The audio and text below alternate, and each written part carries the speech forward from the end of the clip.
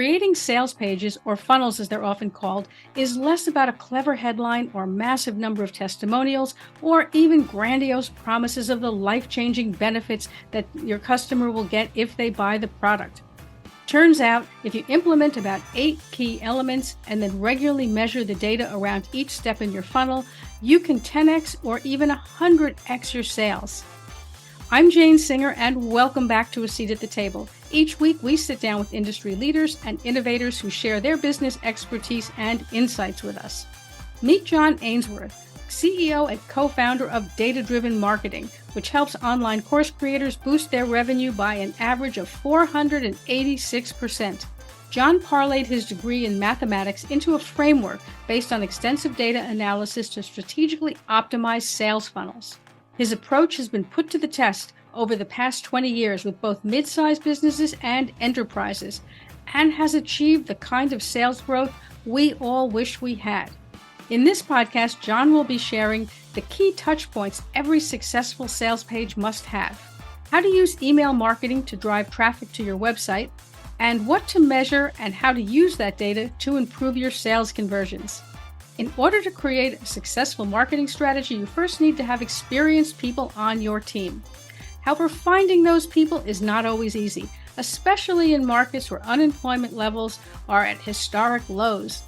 That's why many leading companies turn to AsiaNet consultants. AsiaNet has a legacy of being able to fill even those difficult to fill positions. Their global network, built over 3 decades, gives them a key advantage in finding the right people for the right positions. You can learn more about AsiaNet Consultants over at their website at asianetconsultants.com, and you can also find the link on our website at seat.fm. Meanwhile, let's sit down with John and find out how we can improve our conversions and drive more sales. John, I'm really looking forward to talking to you.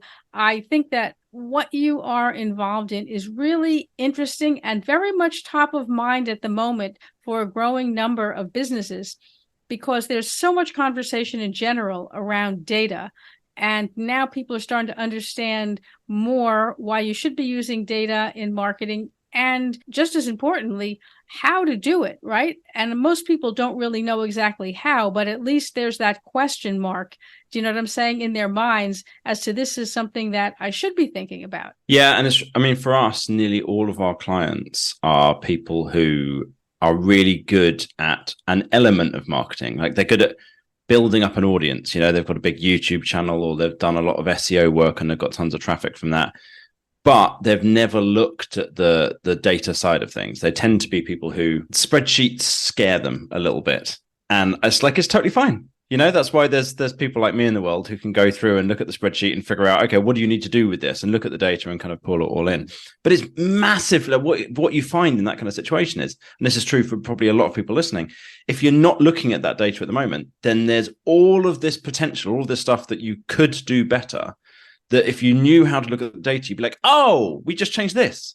And then you change that and everything, and life gets easier. You know, you make more money and you know kind of what to do, and therefore you're able to make these massive improvements in kind of the way that you're working. Yeah, I think that makes a lot of sense. If you look at, sort of zoom out and look at the big picture, from all the different clients that you've worked with and your years of experience in this, what might stand out as the key thing that people either don't understand or perhaps they're just not considering when they're looking at using data for marketing purposes? Okay, so the way that I think you need to look at data, the way you can use it most easily and kind of get the biggest results from it, is you're looking for where is the bottleneck in your business. So the system might be, let's say, so I work with online course creators, right? So the system might be they've got YouTube video views, and from there people can get onto their email list, and from there people read an email that sends them to a sales page, that sends them to a checkout page, and then the person buys, and then maybe they buy some more stuff. So that's all the kind of the steps that somebody might go through. So if you break that down in the spreadsheet and you look at okay, what are our numbers at each of those stages? And you have benchmark data of, okay, this is what other people are managing to achieve at each of these stages. Let's say, for example, a checkout page has a conversion rate of about 18% would be a benchmark to look at there. And you find that your checkout page is converting at 6%. Oh, okay, that is going to be really easy to improve. Like almost anything that you do differently is going to be better. It's like it's really easy to make a really big jump there. And all you have to then do is look at like some best practice, go through, even just read a few articles about like what does a good checkout page looks like, make some tweaks, put some testimonials on there, put a guarantee, etc. And that page is going to convert way better and you're going to make loads more money. But if you don't know which of those steps it is that's a long way from benchmark, or you don't know what benchmarks are, then you don't know which bit to focus on. And so you might end up spending loads of time on trying to improve your landing page. And it turns out your landing page was totally fine. And it's almost impossible to make really big improvements because a good benchmark is, let's say, 40%, and you're converting at 35%. Well, to get to 40 is now quite a lot of work and doesn't make that much of a difference. So if you know what the steps are in your process in the funnel, and you know what your data is, and you know what a good standard is for that, for your industry, for what you're doing, then you can really quickly look at it and go, oh, this is the thing to focus on. This is where we should put our energy in. Yeah, I think that makes a lot of sense. But what happens in the case of clients who are not huge clients and they don't have a lot of data to start with? I mean, I think that you can get better results when you're talking about volume players or volume anything, right? You have a huge data set. You're seeing patterns because you're analyzing a lot of data. But when you have something that's fairly small, you don't have a lot of data. So there's the potentiality for misinterpretation, right? You just don't have enough to give you. How do you do that? How do you work with that? Or is it that people or businesses at that size are just too small and they need to get up to a certain level so they have enough data to work with? What's been your experience? At that point, what we normally do is just tell people to start with the best practices. So let's say, for example, we're looking at a sales page and you're like, okay, well, we've looked at your sales page and we know that best practice is there should be these 15 crucial elements. You've got to have a compelling headline, a compelling sub-headline. You've got to call out your audience. You've got to have pain, agitation, solution, testimonials, et cetera, the kind of things you should have on a sales page. And you look at your sales page and you go, well, you're missing 7 of them. So Right. almost definitely doing those 7 things is going to make this much better. And you kind of go through and can have a look at each of the different steps. And that's something that we actually do for people who come over to our site, is we will do these free funnel analysis for them. Well, we'll go through, somebody from my team goes through and just does a review and goes, right, here's what's wrong with this homepage. Here's what's wrong with the sales page. Here's what's wrong with the checkout page. Here's how to fix it. And then people can just go away and implement that themselves if they want to. And that's like a good starting point if you don't have enough data. The place where people normally do have enough data is at the beginning of the funnel. Because if you think about, you've got visitors to your website, and then how many of those people get onto your email list, and then how many of those open your email. At each step, all the way through to that checkout page, you have less people at each stage. Right. So the end of the funnel is actually quite hard. You do need that bigger amount of data. At the beginning, it's relatively straightforward. So for example, we have a lot of clients who come to us who they don't get enough people opting in on their website. And it's really easy to tell at that stage because a good opt-in rate is about 2 to 3%. And a poor one that most people have got is about 0.5 to 1%. So we had a client that started. Sorry, when you say opt-in, could you just clarify for us what that exactly involves? Yeah, so a visitor who gets to your site, how many of those people actually opt into your email list? How many of them sign up for your newsletter or your lead magnet or something like that? And so this client was in the spirituality space. And we could just look at it very, very quickly and say, okay, these guys are at a 0.5% opt-in rate. So we're going to implement straight away these things that we know work really well, a great lead magnet, setting it up on the blog pages, setting it up in the sidebar, setting up a pop-up, this kind of thing. And straight away, their opt-in rate went up 8 times. And it's really easy for most people to be able to do that, to be able to see if that's relevant to them, because you've got enough traffic to your website to be able to figure out your opt-in rate over the last 2-3 months, something like that. Checkout page might be harder, but the opt-in rate, that's like a really straightforward one to look at. Right. Yeah, that makes a lot of sense. Now, in terms of driving that traffic, right? Because you first have to get people to your website. And for a lot of people, that's almost as challenging as getting them to take action once they get there. I mean, it sounds like everybody's going to everybody's website, but when you sit down and look at it, it's actually not that easy. What have you found? And I mean, I know that a lot of the work you do is within the course creation space. What have you found is the best way to actually get people people who would be high converting people, right? Not just anybody. I know a lot of us, look at vanity metrics and see how many people came to our website. But obviously, as you're saying, you not only need people to go there, you need them to convert. And they have to be people who have a propensity to want to do so when they're heading over there. So what have you found is the best initial step to get people to come to your website? I'm quite possibly not the best person to ask this question of, because it's really not a step that we work on. We only work with people who've already got big audiences, and then we help them to convert more of that audience into people on their email list. Okay, well, that's fair enough. So when you're looking then at the website of a lot of your clients, and you said there's about 7 different steps that people need to have on that sales page in order to get that, which step do people primarily get wrong? On the sales page itself? Yeah, you said there's, you have to have the headline, the subhead, right? The testimonials, so forth. What do you typically see that most people are getting wrong or not? Well, most people do most of them badly, but there's quite a few that people, I could talk through what those are, but like most people are missing some of the steps. I think that's the easiest stage to start with, is if you're missing a step, it's easier to go from not doing it at all to doing it badly than it is to go from doing it badly to doing it well. And just having a step that you're missing makes the whole thing work better. So, for example, most people don't have benefits on their sales page. They only have features. And the way to tell the difference is you keep asking yourself, so what? And if you say, so what? And the answer is, well, that's a ridiculous question. Okay, well, now you're at the stage of it being a benefit. So, for example, we have let's say a client. So we've got a client who sells dog training courses. And if you say, right, what you're going to be able to learn in this course is how to be able to train your dog to not chew the furniture or to behave better. It's like, right, that's great. That actually is quite a long way through that process already, maybe, or maybe a lot of people actually don't even go that far to start. But then, okay, so what? Like, is that automatically good? So you'll feel less stress and you'll feel that you're able to leave the dog at home on its own without worrying about it. Like keep asking, so what, until you get to the point of it being a real benefit. So most people miss that. Nearly everybody misses out having a compelling headline. Nearly everybody will put the headline as being the name of the product, which is like the most boring headline possible. It's like nobody cares about the name of your product. So if instead of that, you think of some benefit that the audience wants. So, for example, we've got clients who are teaching languages. So how to speak English, how to speak Spanish, Japanese, whatever.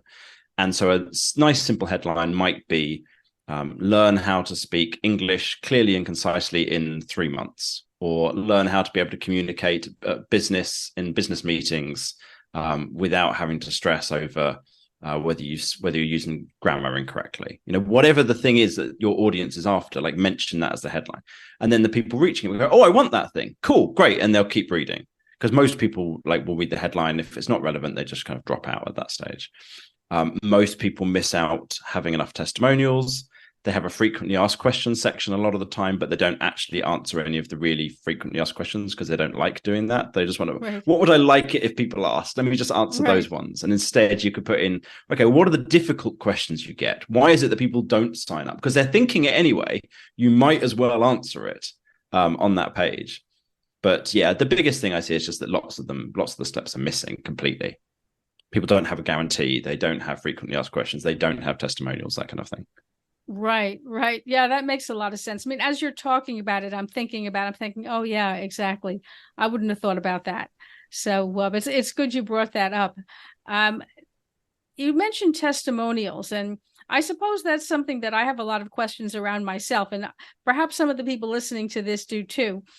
And that is, how much is enough to provide social proof, and how much almost looks like you're trying too hard? I mean, I've been on, as you know, anyone who's online, right, gets to pages where it's just seemingly like tens of thousands of people have allegedly signed up or are just signing up now, kind of thing, and it makes you almost wonder if it's actually true.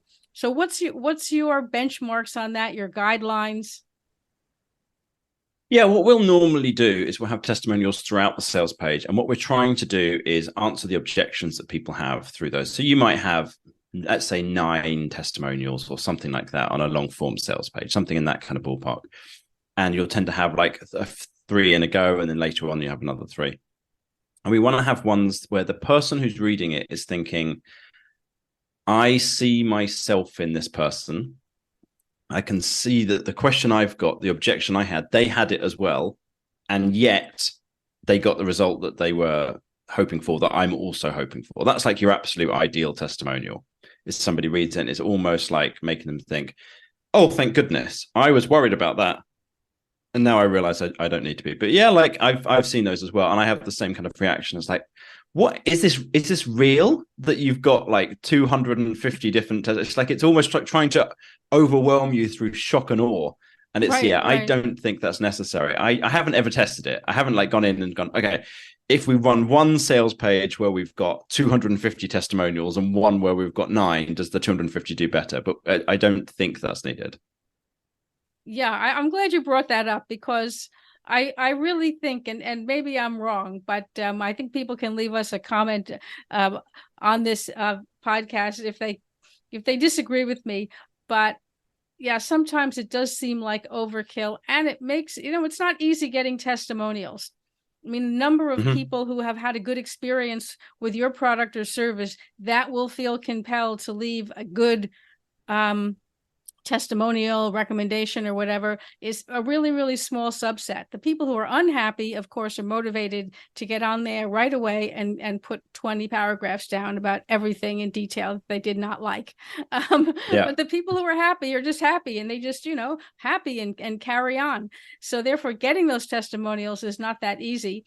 And particularly if you aren't dealing with a massive amount of customers. So I'm glad you pointed that out, that, typically three that are relevant to your product are suitable. We're going to take a quick break now, and then we'll be right back. We were hiring when we were making 50 to 100K monthly losses. And why? Welcome to episode 1. I can't think of a single founder who's been around for a decent amount of time in business who hasn't had their tunnel of year. This was that year. We're going to be okay, yeah, Sheree.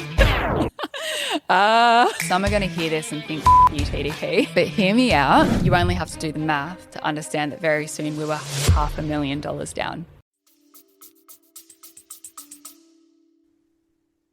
Yeah, and that's enough, I think. I think the most important thing is actually having them on the page. Right. And then if you don't have them, then get that. And then we can, you could debate about if it should be more later on, but just actually having some that are good quality, ideally on video, but otherwise, or, written one is fine as well.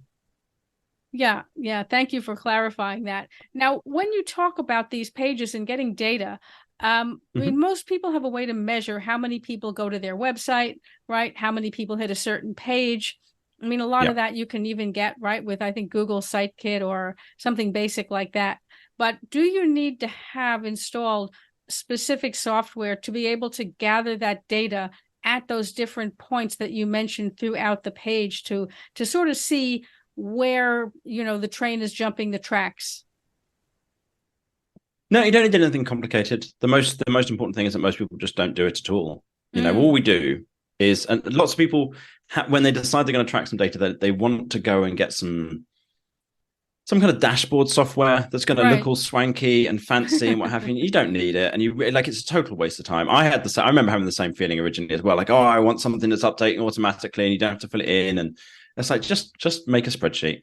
Google Docs is fine. Like, all we do. So there is more complicated stuff. There is more complicated stuff that we do, but the basics that we do for everybody is just set up for every email promotion that you're running. So in online course sales, the vast majority of the money is made through email promotions. Okay. And so in every email promotion you're running, how many people did you email? How many people actually opened the email? How many people clicked through on the link to the sales page? How many people got to the sales page, which might not be the same number if you have a slow loading page? How many people got to the checkout page, and how many people bought? Like, as a starting point, if you have that, you're ahead of like 99% of people. That's vastly, is enormously useful. And then if you know what a good level is for each of those, if you know that, about a 30% open rate is good, if you know that about a 5% click-through rate, and then 6% from the sales page and 20% from the checkout page is good, then you can look at those and figure out where am I off track the most, and then you work on that for your next promotion.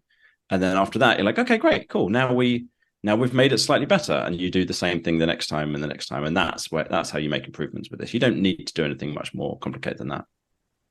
That makes a lot of sense. And I am a Google spreadsheets gal, so you're after my own heart on that. I absolutely love doing everything that I can on a Google sheet. So it's good to know. And I agree with you that keeping it simple, you end up focusing on what you need to focus on rather than getting caught in, like you said, some kind of a fancy dashboard that doesn't really tell you anything else. Now, when you're looking at marketing courses, and you said that typically an email outreach is the most successful way to try to get people to your website and then get them onto your sales page and so forth. Do you have any data around how frequently you would send that email or anything else around that?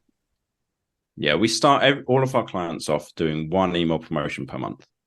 Okay. Ideal from a financial point of view is to do 2 per month, but some people, that's more than they have time to be able to do. So if we're actually delivering these campaigns for a client, a done for you service, then we will be doing that twice every month. And each of those email sequences would be 1 to 2 weeks long.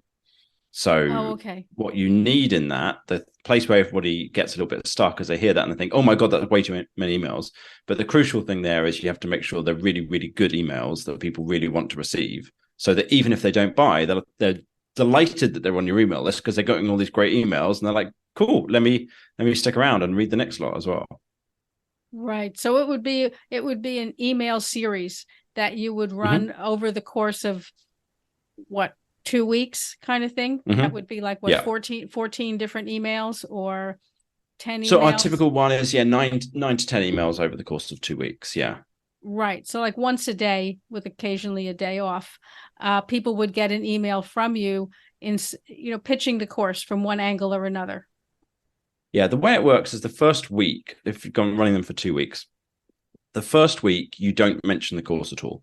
You just provide value that is relevant to that course. So let's say you're selling a course about home recording studios, and you've got a particular one that's about how you set up this new piece of kit. And you might have 3 videos that you send out via email that are from your YouTube channel that are about that particular piece of kit. So that all the people who are interested in that are now paying lots of attention to your emails. And they're like, oh, I want to open the next one because it's about this thing that I'm particularly working on right now.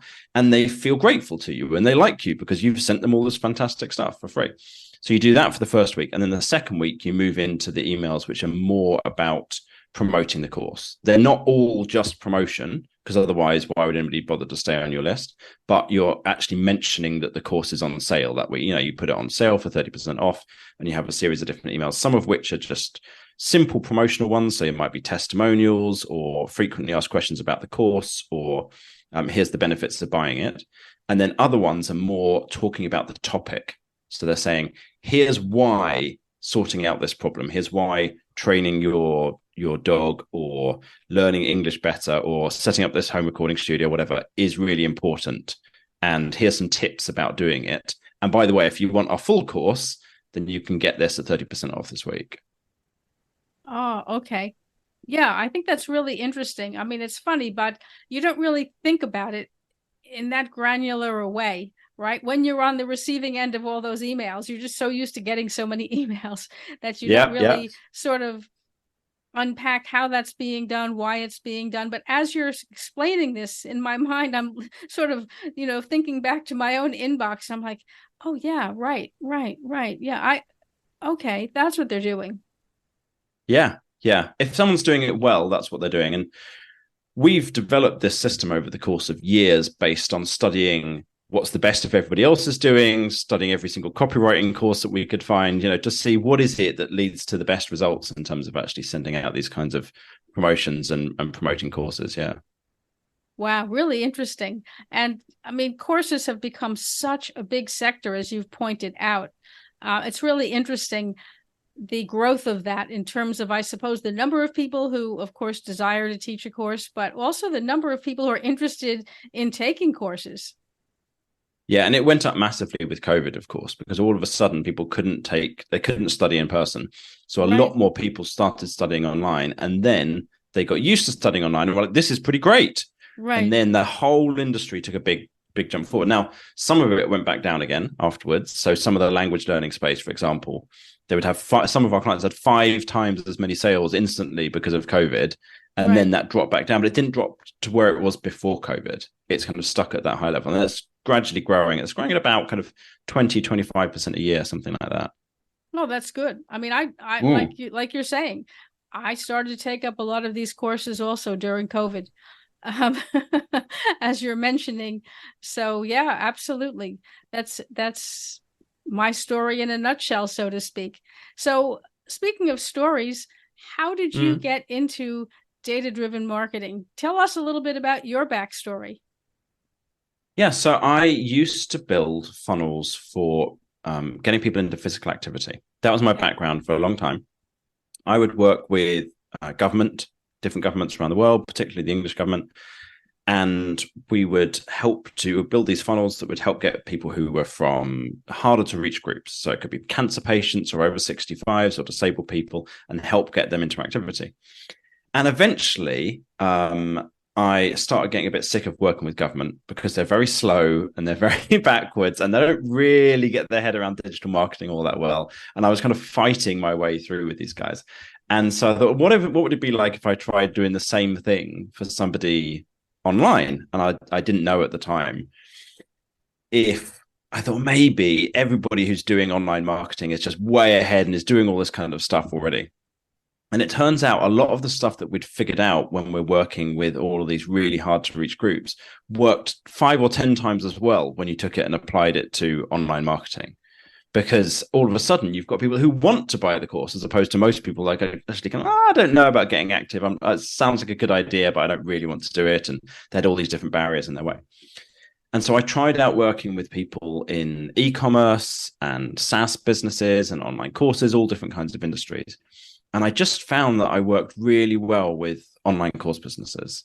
And I think it's because so many people in the online course space, they started out by producing content on a blog or a YouTube channel or Instagram or what have you. And they've built up an audience over time. And then that audience demanded the courses. So they've got this product market fit already. And they've got they're really good at creating content. They've created these great courses, but they've never learned that there's this final step, which is how do you actually get the people who are in your audience to buy the courses? It just kind of happened organically. People would go check it out. They do a Black Friday sale and that would kind of work. And so then we've got to the point now where with most of our clients, the average results we get is 2 to 5 times their results, 2 to 5 times their revenue. We help them convert more of their audience to leads. We convert their leads to customers, and then we increase their average revenue per customer as well. And then what we've been able to do over time is actually increase the way that we guarantee those results. So we're now so sure that our system works that our clients only pay us when they get results. Wow. And that's worked out really, really well. Yeah.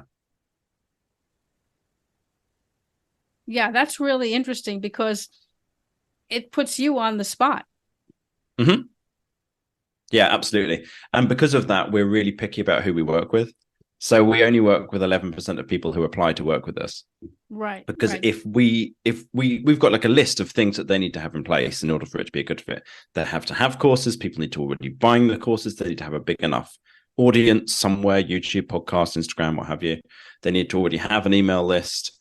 They need to be a person that we think we would enjoy working with, and not somebody who are like, oh God, you know, yes. clients like that, right? And so we've kind of got this list of stuff. And so we have these calls with people. And our sales calls are kind of fun because it's not us trying to sell our service. Everyone's already keen. It's like, well, we'd only pay you if we make more money. So it sounds great. The thing that we're trying to do is figure out, is this somebody where our system's going to work, where this is going to be a good fit? And yeah, that's quite a lot of fun. Yeah, I think that's a really good thing to do. And so many companies, and I've been in that situation myself as well, where you're so anxious to be able to get the new client or to grow your client base that you aren't picky about who's working with you. You end up with people who really shouldn't be working with you. And then you have all the angst that comes with trying to please someone that you fundamentally can't please. Yeah. And I've been there enough times. And it's like this model came out of that pain of saying yes to clients, taking something on because like, oh yes, well we, at the time we needed the money, or we just, oh, this is great. Someone said they want to hire us. This is brilliant. And then you start doing the job and you're like, oh, this is impossible. We can't do what it is that you actually want done, or what you want done isn't realistic, or we didn't explain it clearly enough. And so every time that happened, we're like, okay, how do we move one step away from that and make sure this particular thing never happens again? And I think we're pretty good at it now. Yeah, I mean, it's really a tough discipline. And I've talked about that with other people in other scenarios of how important it is to be able to allow people to opt out, whereas most of us want people to opt in. Mm-hmm. And it makes it almost impossible to create a satisfying product or experience for people when you're trying to sort of please too many masters, if you will. And even though it's sort of counterintuitive, right? Because everybody wants a bigger list, right? More sales, more people coming to them. And, we all panic when we see people unsubscribe. And, as I've spoken to people who've said, actually, everyone who unsubscribes is a blessing. It's one person who said, this isn't for me. So, okay, you don't have to worry about pleasing me. Yeah, absolutely. And I think with clients as well, that's a really big deal, to be willing to look at where is it that something, either the client's not getting the results, in which case you shouldn't be charging them money if you're not getting them results, or they cause you a lot of pain and suffering and all of the extra work, in which case that's no good, or the stuff that they're asking you to do isn't going to get them, isn't actually the thing that gets them the results. So we had someone recently, right? So he's a architect. And he runs a YouTube channel and he sells courses about becoming an architect. And he had a whole load of ideas of things that we could do to help him. And we were like, but those aren't the things that actually make you money. You need to listen to us, because otherwise we'll do it for you. You'll be happy, and then you won't make money, and then you won't be happy. And it's like, long term, you'll be happy because it's working. And then we actually ran our first promotion for him, and he went from he'd been making like $25,000 a month, and he went up to making $120,000 in his first month working with us. Wow. And he was like, okay, what we're going to do from now on is what you guys say. Because it seems like you know what you're talking about. And I was like, okay, good. That's so much better. What we've tried to do over time is help get people to that point quicker and quicker and quicker. Like, the faster we can get someone to the point where they have that first promotion and they make a lot more money, the faster we get them to the stage where they're like, okay, I actually trust you guys that you really know what you're talking about. Yeah. It's a hard point to get to, but it's a worthwhile destination, for lack of a better way to say it. But it's really, it's interesting to be able to talk about these things with you, because it is difficult for people to understand who aren't involved in it. It looks one way from the outside. And as you're explaining it sort of from an inside out point of view, you can really understand where some of the challenges are. And of course, where you're finding opportunities for your customers. Yeah, absolutely. And there's lots of things that when we first worked on them, we thought worked one way. Right. And then we tried it and we tracked it and we looked at all the data afterwards and we said, oh, it doesn't work the way we thought it did. It works this way. Okay, well, then let's do it that way. And so I understand when people who haven't done it 100 times before look at it and think, well, surely you should do this. It's like, yeah, that does seem realistic, doesn't it? That seems reasonable, but it's not true. So, when you've got the data and you've tracked, like, this is the way that we've worked. We tried out every single tactic that anybody in the online course space or online marketing was talking about. We tried webinars and automated webinars and Facebook ads, and we tried sideways sales letters and email promotions and like everything that we could possibly find that, any of these different marketing gurus were talking about. And we tracked for every one of them. How well did it work? What percentage of people did it work for? And how long did it take to do? And for each of those, we then cut out like, okay, what's the ones that work the least effectively? And just keep cutting and cutting and cutting until we're just left with these 8 tactics. So we're like, okay, these are the best ones. Nothing else. If you're not doing these 8 all the time, don't do anything else. Like, just focus on this because these are the top ones. Why would you ever do number 9 in the list? This is like, and within those, we've got a priority list of like, which ones do you do first? Right. I really like that. I think that it's a practical way to look at it, and it sort of takes all that overwhelm and it cuts it down to size, because I think that a lot of people who are coming into this who haven't ever been involved in this kind of marketing, and that's a lot of people, right? You have a lot of people who are creating courses or marketing products, and a lot of them are really good at the product development side of things. And then when they have to get into marketing, they're like, oh, we never did this before. So you don't know what to do. It feels like a massive undertaking. So I think what you've done is really good by sort of cutting it down into something that's a little more manageable. Yeah. And it's vital because you can't do everything. There's just not enough time to do all of the tactics.